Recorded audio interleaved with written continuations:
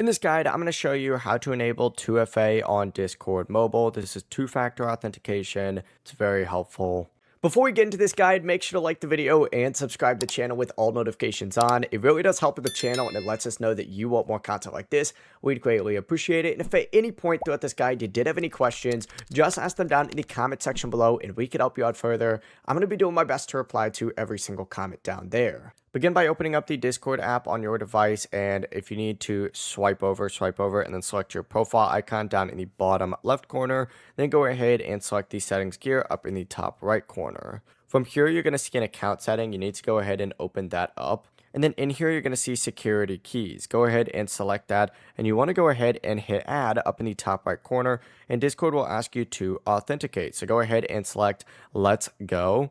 And if you already have an authenticator app connected, Discord may ask you to enter your authentication code first, but after you do that, you can choose how you want to save this passkey. It can be a phone's password manager, Face ID, fingerprint, phone lock, depending on your device. It doesn't really matter, but give it a name like Discord iPhone, save it, and as soon as you do that, it's now going to appear under security keys right here. And you can add more of these keys later or remove one just by tapping the trash icon. It's that simple.